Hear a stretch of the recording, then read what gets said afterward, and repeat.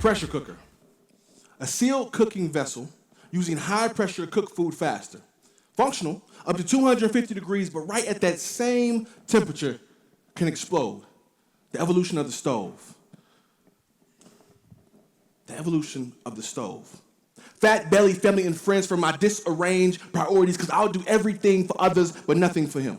Rip, reckoning skin, still trying to use steel-tipped skewers, trying to put myself back together. See, I've never been afraid of dying. I'm afraid of not being useful. Fail-safe securities, never allowed to be unplugged. Insecure that others will only see my worth by my work.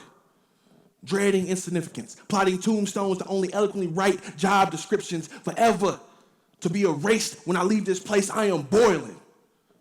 It's said that black boys don't cry, but you better deal. And we don't know nothing about medicine and supposed to heal by simply seeping through minuscule holes of hope, seeping highly degreed in dangerous degrees, seeping subject matter experts and self-sabotage, seeping, dialing time between being daddy and the other time trying to save the world, seeping as our screams for help whimper like dog whistles on ears not equipped to hear us seep, until one day, by everyone's astonishment, boom! Said that nourishment or the food that you put inside of you can either be the safest form of medicine or the slowest form of poison. And no one hears the sadness until it becomes anger. But I'm not angry. I'm exhausted. Because no one expects him to rest, not even me. Man is to be machine, AAA powered, anguish, angst, and animosity. I've been trying to do invulnerability before it does me in, but I can't show that I'm not in control. I can't be indisposable. I have to still inspire him, while all in all being inattentive to my own self-care. Us men are amateurs, manufacturing man with no manual. We are manipulated to handle high pressure. But just because you can handle it does not mean that it's healthy. Peace. My name is Cordney McClain, and I am a pressure cooker. 6 years ago, I found myself feeling isolated, feeling somewhat depressed, feeling down very, very often. The hurdles that I had, being a brand new father with 2 beautiful daughters, with no daddy manual in sight, supporting a very virtuous and goal-oriented wife with her own family trauma, and then dealing with a 60-hour-plus job with no gratification. I was boiling and didn't know it. But fortunately, unfortunate, I began to be a part of a lot of men's circles, and I found out very quickly that black men were dealing with the same things that I just happened to be dealing with. They were educators, they were fathers, they were professionals, husbands, and we're all dealing with the same thing. But one thing that I've learned all my life, that if you're not inside of one of those environments, you are silent. But that silence is deafening. Yet, suicide is the leading cause of death for men, black men, between the ages of 15 and 24. And in the last 5 years, we have tripled that amount compared to our white counterparts. So we are more likely at this point to commit suicide. Yet, 63% of black men believe that seeking out mental health support is a sign of weakness. So consequently, we don't seek support. But this notion of ways that we're talking about tonight, this notion of survival, it's deafening. And the mental health industry is hard to hear when it comes to culturally specific support for black men. So, by way of my Grammy-considered, Apple-charted album, I will utilize personification between a pressure cooker and black men's health, because with inadequate venting and poor high-pressure gauge management, it can not only be dangerous, but can be deadly. Now, you may be sitting there wondering, does Mac have any psychology degree, any medical health certifications? What makes you, me, qualified to talk about black male mental health. Well, outside of me being black and male, I have been blessed to accumulate over 2 decades of service working primarily with black young men who've suffered suicidal ideations, violent backgrounds, food and housing insecurities. And what this has taught me is waves. And I've been honored to be able to do this with such entities as 100 Black Men of Tulsa, Star Foundation in Oklahoma City, a multitude of universities and juvenile centers, creating curriculums and incubator programs dedicated to social identity theory and self-actualization and self-love. Now, another qualifier of mine, I believe, is when I was 16 years old, I contemplated suicide. Now, I wasn't sure why, but I felt alone, I felt down, I felt depressed, and I had all these expectations on my shoulders that I felt like I couldn't live up to. So I went to my mother's room, sat down on her floor, pulled her Glock from underneath her bed and put it to my temple. And as tears started to flood, and I was soaking my shirt, it wasn't because I was afraid to die. It wasn't because I was thinking about the pain I might cause to myself. It was because I might let people down. Again, black men thinking of being a man. And I believe that because of this feeling of letting others down, I put the gun away.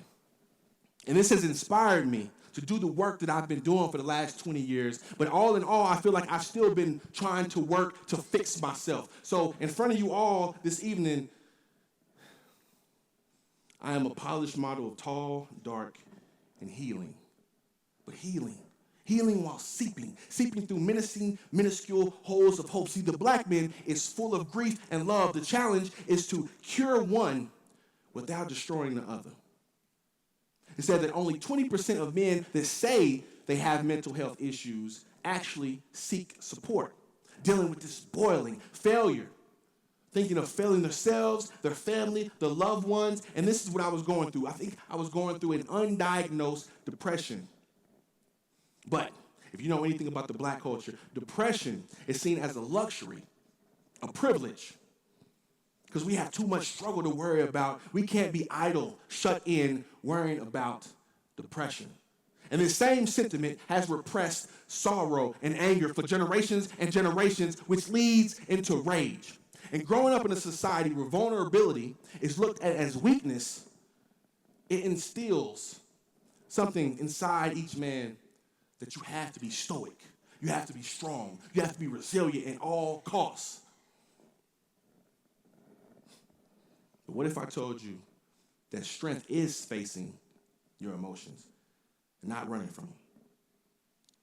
Strength is actually facing your emotions and not running from them. Because this intersection of black men and mental health is lived experiences. That's what we're missing. 80% of black men state that they suffer or they have experienced racism. Racism is tied to historical trauma. Historical trauma is often overlooked when it comes to the medical field and servicing the black community. Because over and over, this country tells us to get over it, get over it, get over it. Get over it. Get over slavery. Get over Emmett Till. Get over Jim Crow. Get over lynchings for postcards on picnics. Get over the National Guard bombing a town in its own country. Then deputizing thousands to kill hundreds. Then bombing and burning churches, businesses, and then dumping the hundreds in the mass graves just 15 minutes from here. Get over it. This is a unique lived experience, and it should be addressed. Ladies and gentlemen, pressure does burst pipes. And men too. The theme, waves. It said that the strongest waves do not crash against the shore, but they erode quietly, moving rocks, changing the landscape that we know it. And the essence of tonight's theme, waves, is the exact perspective that we need to have around mental health. changing societal expectations and toxic gender norms that have created barriers for black men to seek mental health. And with this change, with this wave washing over society, we can then understand and own it that it's okay for black men to be sad sometimes. It's okay for them to seek support. And neither one of these will make you any less of a man. Now, I look at myself as a masculine man, and I do believe masculinity should be a virtuous spirit, an unbreakable spirit, but apparent grief with abuse, injustice, and turmoil of all kinds makes this a conversation to be had and an awareness to be cultivated. I was once told that one of the highest forms of love is consideration. But this concept is very much an aspirational one because no one expects him to rest, not even me. Man is to be machine. Everyone, including the black man, has to adopt a new perspective around toxic masculinity and the need for men to seek out support. So, I have a call to action to 4 specific groups. First, the industry. Be intentional with recruiting black professionals. The representation is key. Another one for the industry.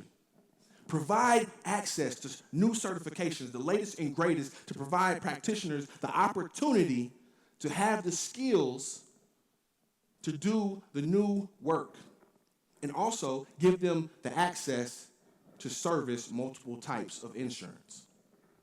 For the practitioners, always be learning. Apply cultural humility to the understanding that everyone sitting across from you, you are not a subject matter expert on.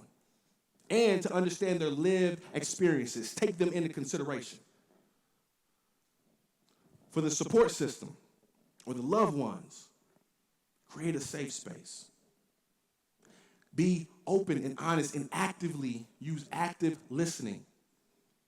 Create a safe space for the man where they don't feel like their words will be weaponized. And if you see changes in behavior, delicately suggest professional help. Because in the Bible Belt, like you, I love the Lord too. But prayer is a weapon, and therapy is a strategy. So, I'll leave you with this. Resources. Oklahoma has plenty of resources, from Family and Children Services, Mason Counseling, Skills on Wheels, Betty Jackson Counseling. We have a plethora of different options. Online, Modern Manhood, Man Cave. There are plenty of communities, and you just need to be intentional as the black man. Now, when it comes to the black man, I don't want to leave you out.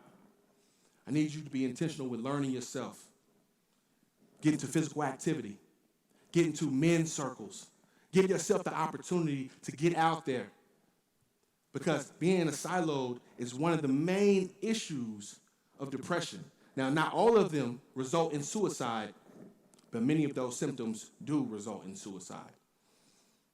Now, when you leave here, I want you to leave here with more intentionality around your own mental health, but also for the men that you love. Let's create a whole new concept around the word strong. Because like I said, just because you can handle high pressure does not mean that it's healthy. So, when's the last time you checked your heat gauge, black man?